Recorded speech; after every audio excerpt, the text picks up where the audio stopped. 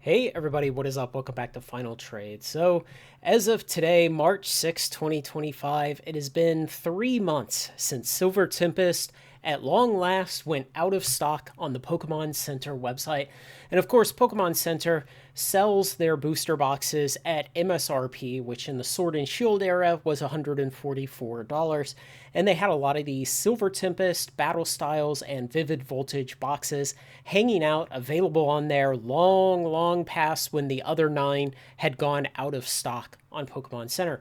And the interesting thing that happens is that when the boxes are still available there, they put a very squishy, soft ceiling over the market. It's not perfect because, of course, not every buyer in the market even knows that Pokemon Center is a place you can go get boxes. Some people also may be buying for their business and they have tax exemption if they buy somewhere like eBay or TCG Player, and Pokemon Center says, go screw yourself, we're not giving tax exemptions to anyone, even if you have the proper paperwork. So there are some buyers who will avoid Pokemon Center for that reason.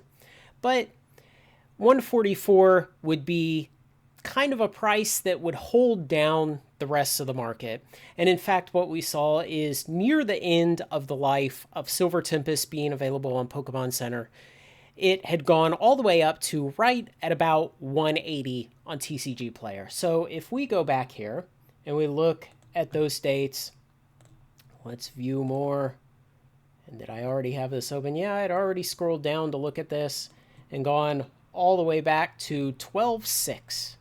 And if we look at the sales on 12/6, we've got a 171, a 175, a 180, a 180, and we've got a 182 a couple days later here.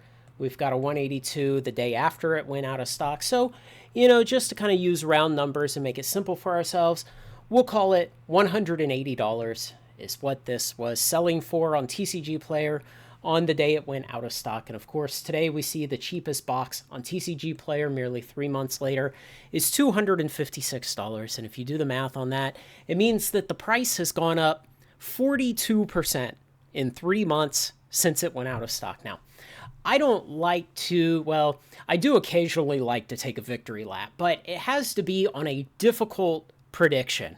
And I did not predict the level to which this would increase in price so quickly.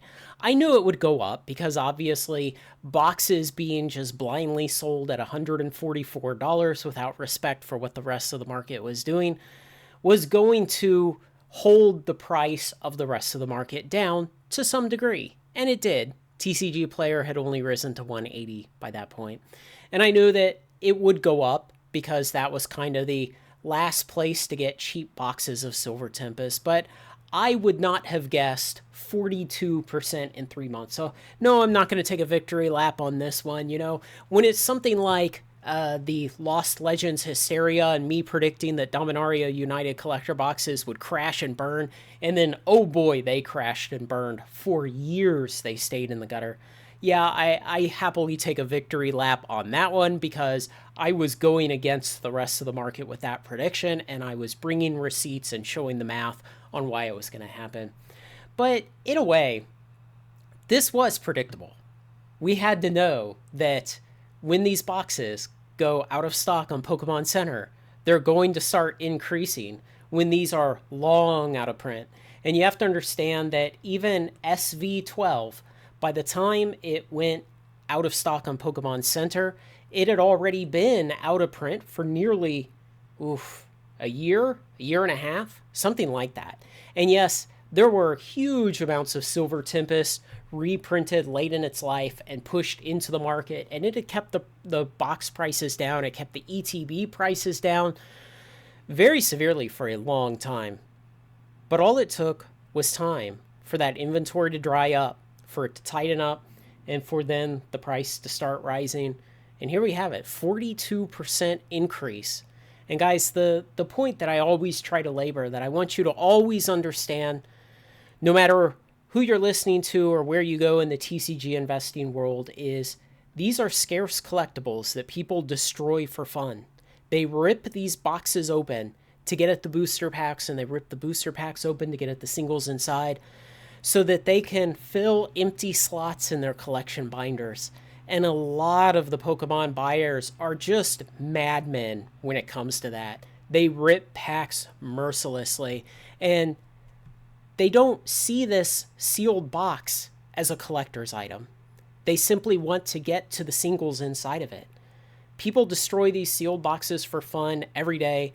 Every day, the remaining inventory of them, once they're out of print, the remaining inventory in the world only goes down. And that's why the prices go up. And it's not difficult to understand. It's that the durability of these items is very poor. If you have something like, say, graded currency, old silver certificates or old Civil War banknotes, or you have slabbed coins, or you have unslabbed rare coins, you have a giant collection of, I don't know, steel pennies that are in great condition, you have stamp collections, you have classic car collections, you have video games and comic books and all the rest of those other kind of adjacent collectible classes. None of those are things that people destroy for fun. Not a single one of them is something where people tear open the package or crush the coin or burn the currency or anything like that in order to enjoy it. The closest kind of similar thing, I guess, is rare wines and alcohols. I know there's a market for that, but I know virtually nothing about it, except I did watch the Netflix documentary Sour Grapes several years ago. You all should go watch that. It's really worth the time. But these standalone TCGs, and specifically TCG sealed boxes, really stand alone in that respect with regards to durability and the fact that people want to destroy these in order to enjoy them. And so people like you and me who have closets full of sealed boxes of this, we get to enjoy things like 42% increases in only 3 months once the sleepers in the market see that, oh my gosh, the supply is drying up and the number of boxes being pushed out into the market by Pokemon Center is now going to be 0. And like I had said earlier in this video, we also have Vivid Voltage and Battle Styles, whose booster boxes were still available on Pokemon Center when Silver Tempest went out of print. And Vivid Voltage would go out of stock a few weeks later, and maybe a month after that, Battle Styles went out of stock. And what have we seen on both of those since then? Well, the prices rise, because every day people destroy some more for fun, and the remaining inventory in the world goes down. This is exactly how you should expect this market to work, when the amount of them available goes down every day, and you're not so dependent on the number of active collectors in the market and the amount of money they're willing to bring to bear against the asset class. When you get into things like artwork, and again, coins and currency and comic books and video games and things like that, those markets can be very, very vulnerable to just how many people are in that certain asset class at a time, and how much money can they bring to bear on it if they're very, very interested in it. And I was watching a video from a channel called Told in Stone, and he's a Roman historian. But I was watching a video from him, and it was just a funny coincidence that he happened to have a ancient Roman coin dealer that he interviewed. And that coin dealer talked about how there was a certain time period several years ago, maybe 10, 20 years ago, when some prince from a Middle East country decided he just really wanted Roman coins. And that prince just started spending unbelievable amounts of money in the Roman coin market. And he started buying up every coin because he had way more money than he could ever spend on it. And he wanted them. And so that really pushed the market up in the short term. Over the course of several years, it really had an outsized effect in that market. But then eventually that man died, and those coins went back on the market, and there was no longer that force of his money pulling the prices up. And here's the big difference. There were still the same number of ancient Roman coins on the market. In fact, there were probably more by that point, because more would have been discovered by archaeologists and treasure hunters and the like.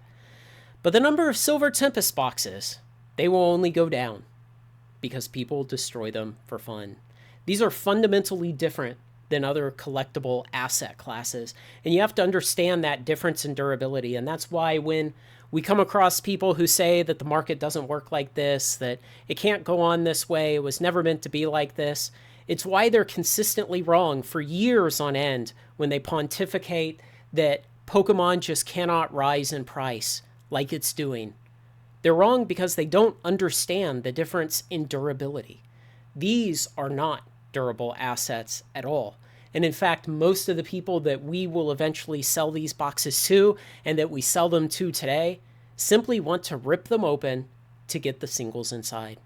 They want to destroy them for us, and we will smile and happily let them do it as they continue to reduce the inventory left in the world. So I'm going to have another video like this for Vivid Voltage at the 3-month mark and Battle Styles at the 3-month mark. And then I'll probably just roll them all in together. I'll pick a date. I don't know, maybe the Battle Styles date since it was the last of the 3 to go out of print. And maybe I'll follow it every 3 months for a year or so. We'll just come back a couple times over the next year. I'll put that on my Kanban board and we can just see what have these prices done since the supply hit the hard cap of going out of stock on Pokemon Center and can only go down from then on.